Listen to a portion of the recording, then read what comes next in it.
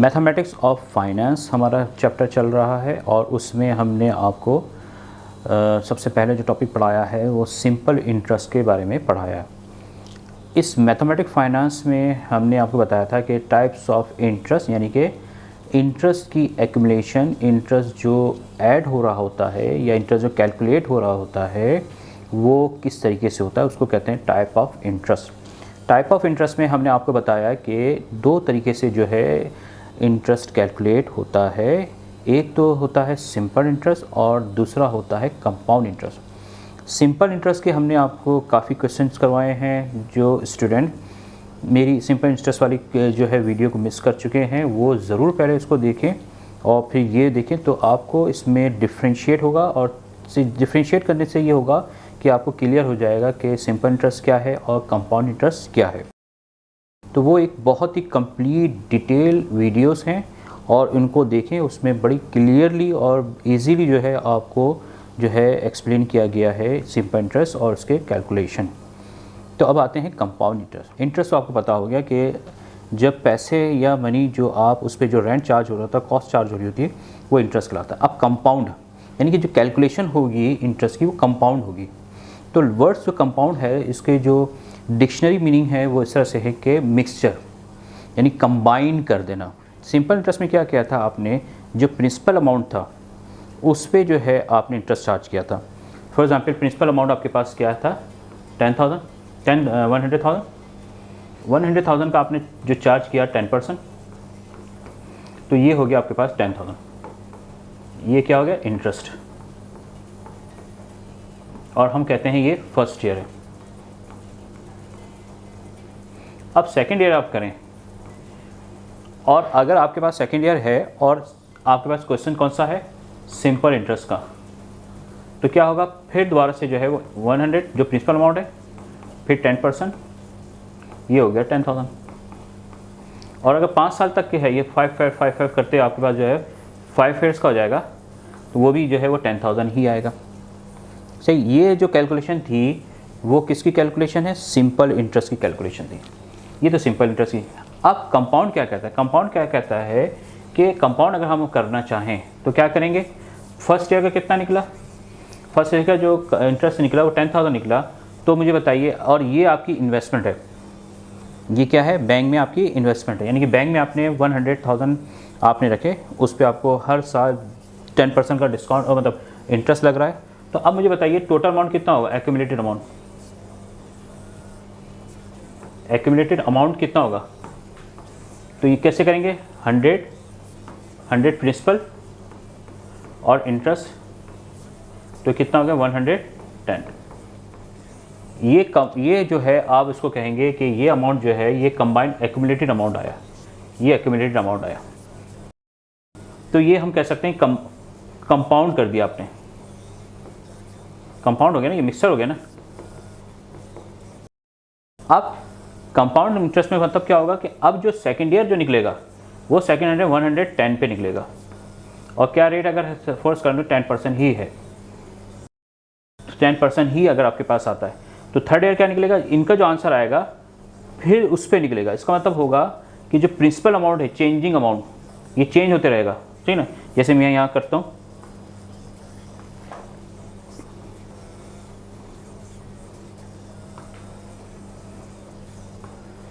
तो यहाँ 10% निकालें तो कितना होगा आपके पास, इसका हो जाएगा 1100 इंटरेस्ट। तो ये 1100 प्लस 110,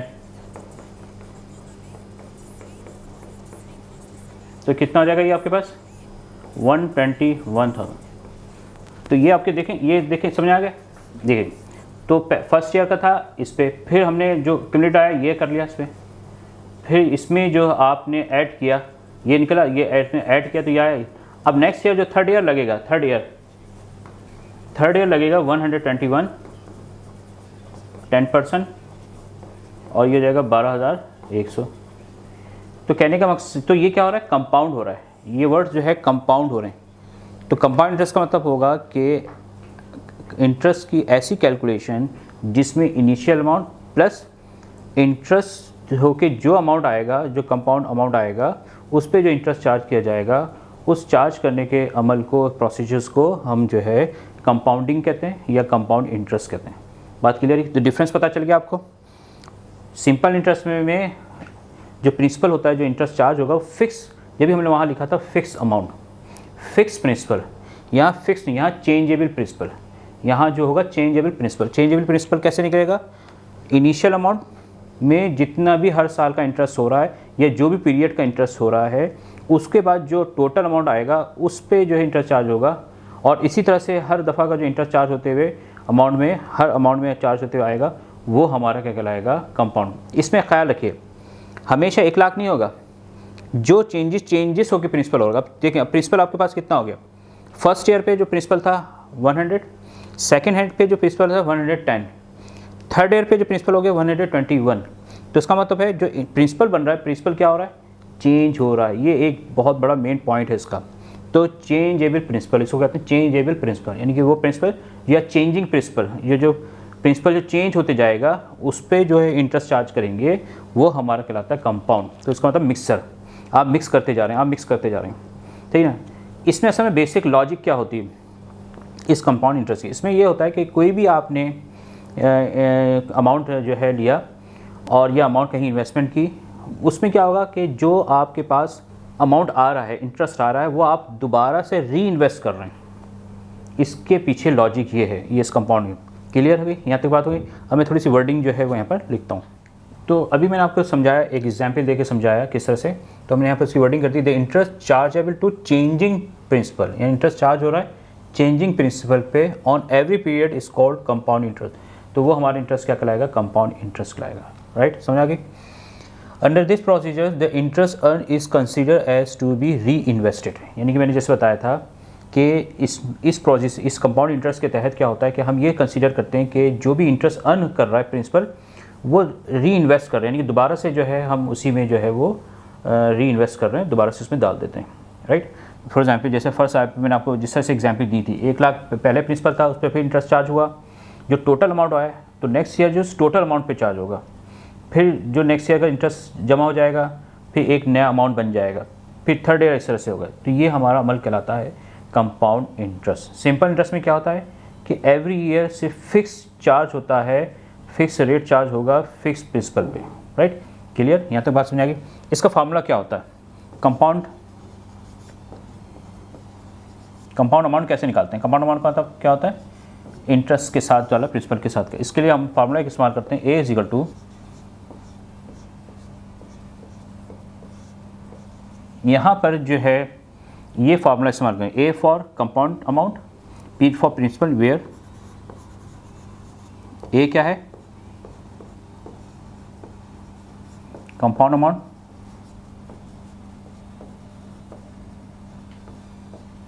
पी क्या है? प्रिंसिपल,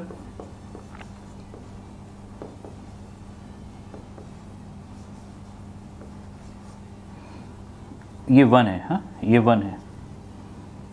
आई क्या है? कंपाउंड इंटरेस्ट रेट, और एन क्या है? Number of compounding period. A is equal to P 1 plus I, और ये जो है एन जो है पावर में है, इसकी पावर है, एक्सपोनेंट है ये ना, पावर है। तो अब पी क्या कहलाता है? Principal amount. आई क्या कहलाएगा? Interest rate. लेकिन इंटरेस्ट रेट कौन सा? Compounding interest rate. जो आपको इंटरेस्ट रेट दिया गया हो उसको चेक करना पड़ेगा, और इंटरेस्ट रेट होनी चाहिए कंपाउंडिंग। तो कंपाउंडिंग इंटरेस्ट रेट क्या होता है मैं बताता हूँ आपको। एन जो है नंबर ऑफ कंपाउंडिंग पीरियड, यानी कि जो है ये चार्ज होगा इंटरेस्ट ईयर में, या कितनी टाइम्स जो है वो चार्ज होगा, उसको कहते हैं कंपाउंडिंग इंटरेस्ट। क्लियर आगे बात? यहाँ तक समझ आ गई?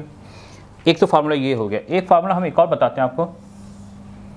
ये तो निकालने का क्या था? कंपाउंड अमाउंट निकालने का। आपसे कहा जाता है कि अगर सिर्फ और सिर्फ निकाल लें, कंपाउंड इंटरेस्ट निकाल लें, तो कंपाउंड इंटरेस्ट कैसे निकालेंगे?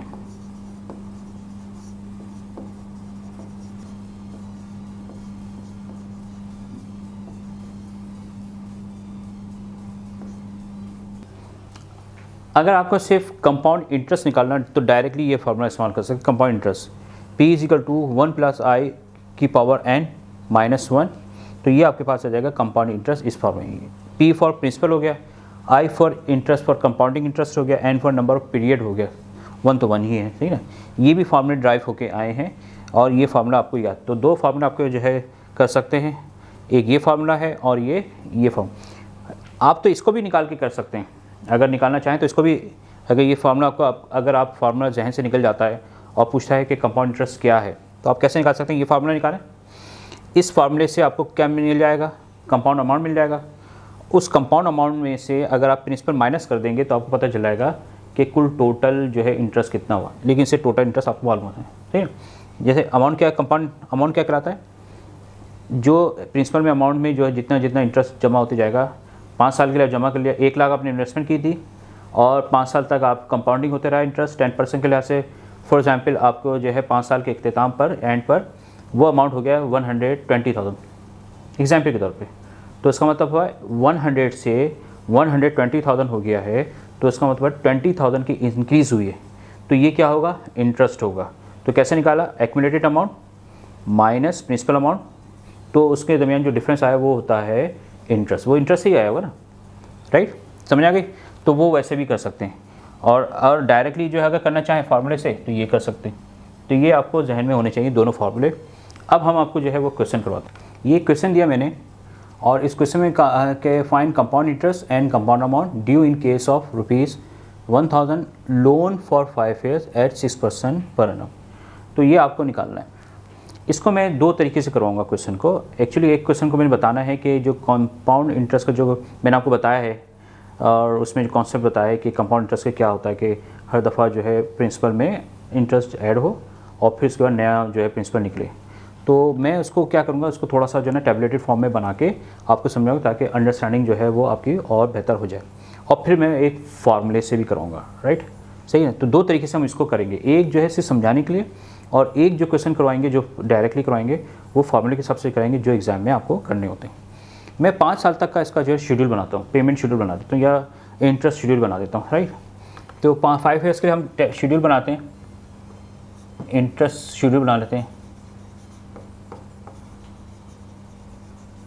शेड्यूल बनाते हैं, सही ना। यहाँ मैं ईयर्स लिखता हूँ, यहाँ मैं कंपटीशन लिखता हूँ, यहाँ पर इंटरेस्ट अमाउंट,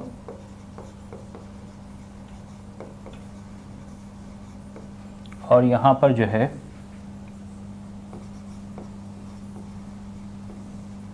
एक्यूमुलेटेड अमाउंट या कंपाउंड अमाउंट।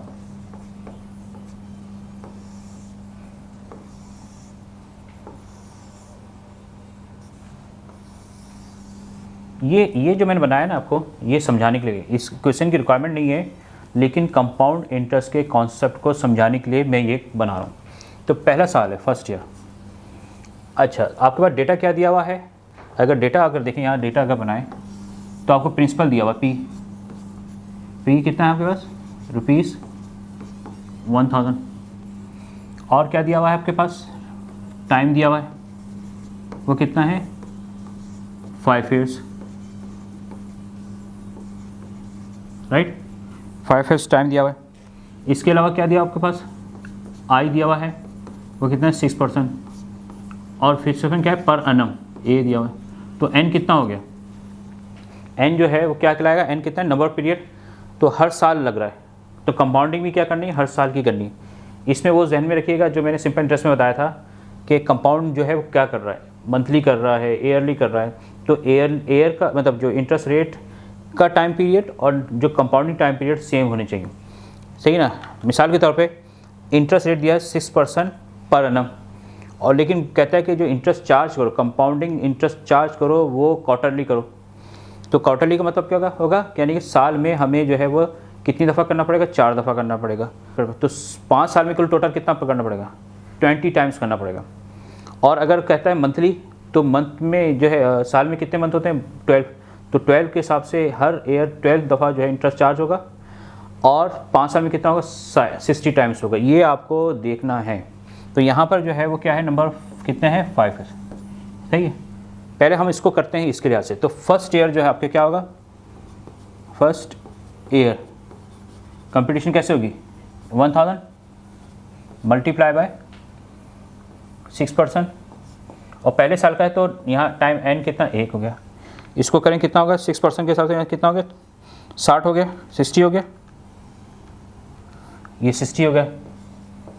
अब एक्यूमुलेटेड अमाउंट कैसे आएगा 1000 प्लस 60, तो ये हो जाएगा 1060। इसका मतलब क्या हुआ, फर्स्ट ईयर जो कंपटीशन हुई इंटरेस्ट निकला कंपाउंड के हिसाब से 60, और अब टोटल अमाउंट जो हो गया ईयर के एंड पर वो हो गया 1060। अब आ जाते हैं सेकेंड ईयर। सेकेंड ईयर अब क्या लेंगे, हम कर रहे हैं कंपाउंड, तो इसका मतलब है हम ये अमाउंट प्रिंसिपल नहीं लेंगे, हम कौन सा लेंगे 1060 multiply by 6%, multiply by per year कर रहे हैं ना, तो पर ईयर के 1 आएगा। तो अब यहाँ लेंगे 1060 मल्टीप्लाई बाय 6%, तो ये हो जाएगा आपके पास 63.6, ये आ गया। तो अब जो टोटल अमाउंट कैसे लेंगे 1060 प्लस इसको करें तो कितना आएगा 1060 प्लस 63.6, अब हो जाएगा आपके पास 1123.60। अब थर्ड ईयर का निकालें, कैसे निकालेंगे, कौन सा अमाउंट लेंगे, वो ये अमाउंट लेंगे, कंपाउंड कर रहे हैं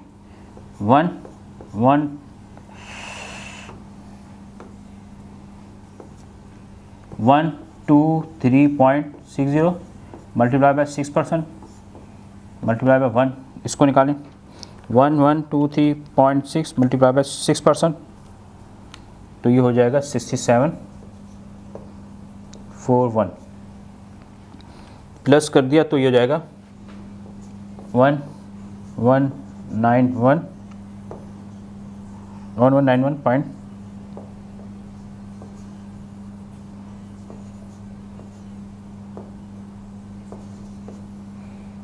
राइट। अब फोर्थ ईयर जो है वो हम क्या लेंगे 1191.01 मल्टीप्लाई बाय 6%, तो इसको मल्टीप्लाई करेंगे 6% से तो ये जाएगा 71, तो ये हो जाएगा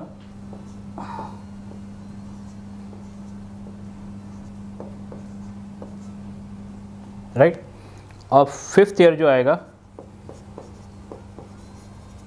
वो हम लेंगे 1262.47 मल्टीप्लाई बाय 6%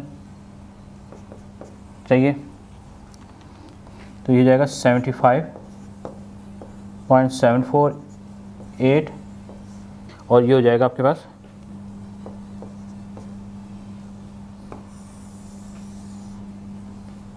देखिए, ये करवाने का जो पर्पस था वो मैंने क्या था कि समझाना था आपको कंपाउंड इंटरेस्ट के बारे में। तो इससे आपको क्लियरली पता चल गया कि कंपाउंड इंटरेस्ट होता क्या है। सिंपल इंटरेस्ट में ऐसा नहीं होता। सिंपल इंटरेस्ट में हमेशा क्या था 1000 पे ही चार्ज, एवरी ईयर जो है 1000 ही होता है। लेकिन कंपाउंड इंटरेस्ट में क्या होता है कि जो इंटरेस्ट होता है, इंटरेस्ट को दोबारा से इन्वेस्ट कर दिया जाता है तो टोटल अमाउंट बन गया। जो नेक्स्ट ईयर जो है वो टोटल अमाउंट पे जो चेंजिंग अमाउंट आया उस पर आपने किया, फिर इंटरेस्ट निकाला फिर। तो कंपाउंड इंटरेस्ट में जो है सिंपल इंटरेस्ट के मुकाबले में जो है वो इंटरेस्ट का अमाउंट भी जो है वो ज़्यादा आता है। देखिए यहाँ 60 था, यहाँ 63 हुआ, क्योंकि आपका जो प्रिंसिपल अमाउंट था जिस पे आपको इंटरेस्ट रेट निकालना है वो भी क्या हो रहा है, चेंज हो रहा है, वो भी क्या हो रहा है, चेंज हो रहा है। तो ये हमारा अमल कहलाता है कंपाउंड इंटरेस्ट का। तो इस पर जो टोटल इंटरेस्ट हो गया वो ये आ गया। अगर आप इसको ऐड करें 60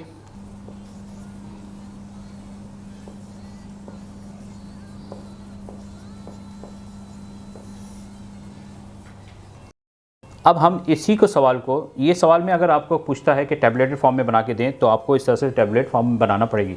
लेकिन यहाँ पर मकसद हमें क्वेश्चन का जो है इस तरह से करना नहीं था, ये सिर्फ और सिर्फ आपको क्या किया हमने समझाने के लिए। मैं इसको डायरेक्टली जो फार्मूला है हमारे पास उससे करूँगा, ठीक है। तो हमें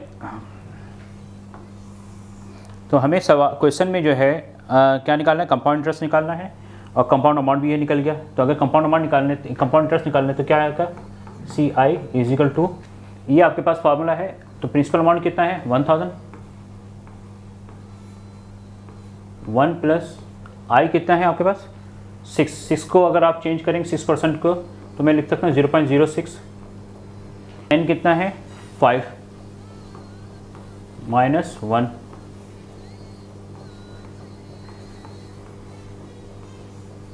तो ये हो जाएगा 1.06 और उसकी पावर 5 माइनस 1।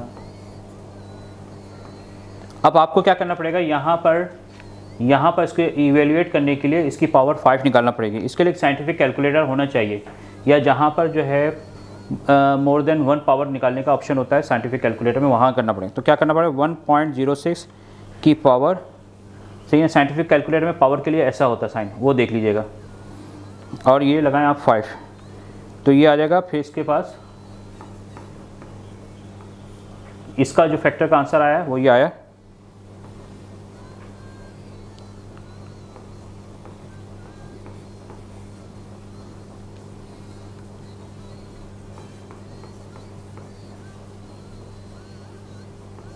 इसको इसमें माइनस किया तो कितना है 0.3382 और इसको 1000 से मल्टीप्लाई करें कितना आया, तो आ गया आपके पास 3388.2।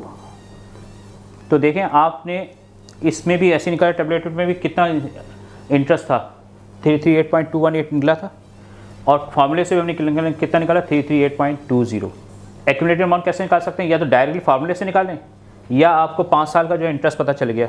तो एक्यूमुलेटेड अमाउंट के लिए A is equal to principal plus क्या आता है वहाँ पर आपके पास इंटरेस्ट, ऐसे भी निकाल सकते हैं ना। या आपके पास जो फार्मूला था वो फार्मूला आप देख लें क्या था आपके पास, A is equal to P 1 plus I की पावर एन, ये भी फार्मूला था। क्योंकि मैंने इंटरेस्ट निकाल लिया तो मैं इससे भी निकाल सकता हूँ, ये वाले फार्मूले से भी निकाल सकता हूँ। जब मेरे पास इंटरेस्ट आ गया आंसर सेम ही आएगा। लेकिन अगर आपको ये फार्मूला इस्तेमाल करना है तो ये कर लें, तो P क्या होता था 1000, 1 प्लस आई कितना 0.06 और ये कितना है 5, तो ये हो गया 1000, तो ये हो जाएगा आपके पास 1.06 की पावर 5।